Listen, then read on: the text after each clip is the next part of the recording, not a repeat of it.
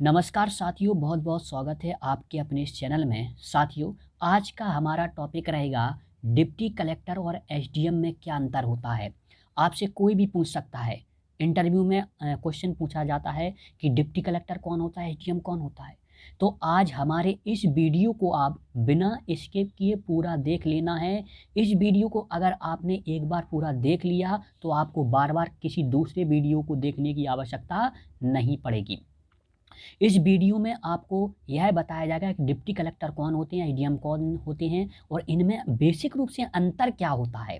तो दोस्तों, हम चलते हैं इस वीडियो की ओर। इस वीडियो में आपको हम जैसे स्टार्ट करने जा रहे हैं, इसमें हम सबसे पहले आपको संविधान की ओर ले जाएंगे। साथियों, संविधान में आपने पढ़ा होगा कि आपने संविधान में राज्य की नीति निर्देशक तत्व अर्थात डीपीएसपी को पढ़ा होगा, जिसमें अनुच्छेद 36 से 51 तक आपने पढ़े होंगे। तो उसमें अनुच्छेद 50 है। अनुच्छेद 50 स्पष्ट रूप से कहता है साथियों कि अनुच्छेद 50 क्या कहता है कि राज्य की लोक सेवाओं में कार्यपालिका से न्यायपालिका के पृथक्करण के लिए कदम उठाए जाएंगे। दोस्तों, जब कोई व्यक्ति कार्यपालिका के रूप में कार्य करता है तो वह एक डीसी माना जाता है, और वही व्यक्ति अगर न्यायपालिका मतलब न्याय से संबंधित कार्य करने लगता है तो वह एसडीएम हो जाता है। दोस्तों, क्या ये संविधान में पहले ही बता दिया गया है कि राज्य का दायित्व होगा कि राज्य की लोक सेवाओं में कार्यपालिका से न्यायपालिका के पृथक्करण के लिए कदम उठाए जाएंगे। अर्थात अभी जो एसडीएम और डिप्टी कलेक्टर का पद है वह केवल एक ही व्यक्ति को मिलता है, ये पृथक पृथक व्यक्तियों को नहीं मिलते हैं, एक ही व्यक्ति को मिलते हैं। लेकिन आगे चलकर जैसे ही राज्य के पास अर्थात सरकार के पास सोर्स उपलब्ध हो जाएंगे तो वे यह पद अलग अलग व्यक्ति को देंगे मतलब पृथक्करण करेंगे। यहाँ शब्द कौन सा आया है? पृथक्करण का। साथियों, यहाँ तक हम इसको समझ चुके। साथियों, अब हम समझेंगे कि आखिर डिप्टी कलेक्टर कौन होता है। साथियों, यहाँ पर देखते हैं, यह राज्य लोक सेवा आयोग का अधिकारी होता है, जिसका चयन राज्य लोक सेवा आयोग द्वारा किया जाता है, स्टेट पीएससी के द्वारा किया जाता है। साथियों, उप जिला अधिकारी मतलब डिप्टी कलेक्टर का पद राज्य सेवाओं में सबसे बड़ा पद होता है, इस बात को आप जानते हैं। दोस्तों, अब हम समझते हैं कि उप जिला अधिकारी मतलब डिप्टी कलेक्टर निम्न पदों पर नियुक्ति प्राप्त करते हैं। कौन कौन से पदों पर? अगर आपने डिप्टी कलेक्टर का पद धारण कर लिया मतलब आप डिप्टी कलेक्टर बन गए हैं, तो इसका मतलब है आप निम्नलिखित पद धारण कर सकते हैं। नंबर 1, सब डिविजनल मजिस्ट्रेट बन सकते हैं आप मतलब एसडीएम बन सकते हैं। नंबर 2, असिस्टेंट कमिश्नर बन सकते हैं मतलब रेवेन्यू में कमिश्नर ऑफिस में आप कौन बन सकते हैं? Assistant commissioner.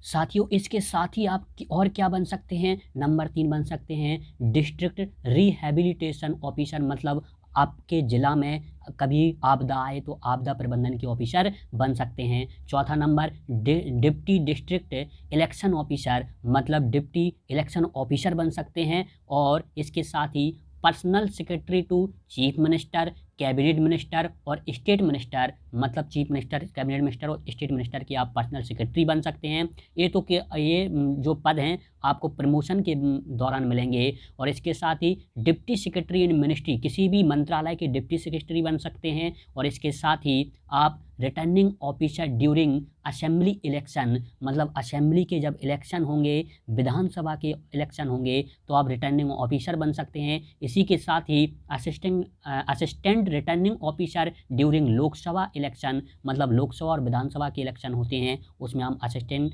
रिटर्निंग ऑफिसर का पद मिलता है आपको अगर आप डीसी हैं तब। साथियों, अभी हमने समझा कि डीसी कौन होता है और डीसी कौन कौन से पद धारण कर सकता है।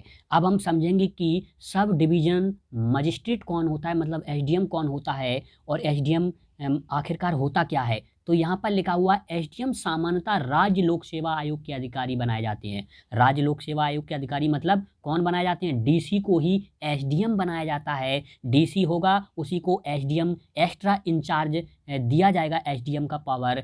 इसी के साथ परंतु इसके अलावा संघ लोक सेवा आयोग के अधिकारी भी एसडीएम बनते हैं मतलब यूपीएससी के अधिकारी भी एसडीएम बनते हैं कुछ समय के लिए स्टार्टिंग में। साथियों, इसके बाद हम समझते हैं एसडीएम उप जिला खंड का सबसे बड़ा प्रशासनिक अधिकारी होता है। उप जिला खंड का सबसे बड़ा प्रशासनिक अधिकारी कौन होता है? एसडीएम।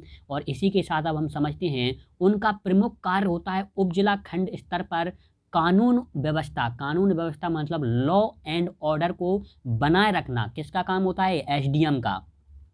डीसी का काम केवल ऑफिस का कार्य होता है, राजस्व का कार्य होता है, मतलब अपनी फाइलों को संभालने का होता है। लेकिन टूर पर कौन जाते हैं, क्षेत्र में भ्रमण कौन कौन कौन करते हैं, और कानून व्यवस्था और लॉ एंड ऑर्डर कौन देखते हैं? एसडीएम देखते हैं। इसी के साथ सामान्य प्रशासन और विकास कार्यों को करना, ये सभी कार्य किसके होते हैं? एसडीएम के होते हैं।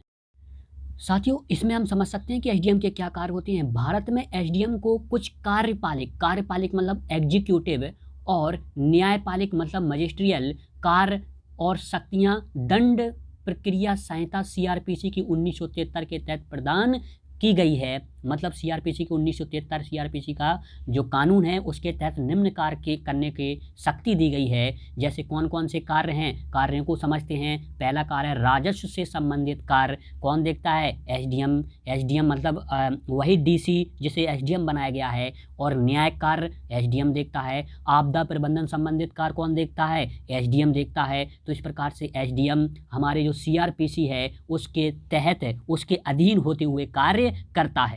साथियों, जैसा कि हमने डिप्टी कलेक्टर और एसडीएम मतलब सब डिवीजन मजिस्ट्रेट दोनों को समझ लिया कि उनके कार्य क्या क्या होते हैं। अब मूल क्वेश्चन पर आते हैं हम कि डीसी और एसडीएम में अंतर क्या होता है, क्या अंतर होता है। तो दोस्तों, अगर बात की जाए डीसी और एसडीएम दोनों ही पदों में कोई खास अंतर नहीं होता है।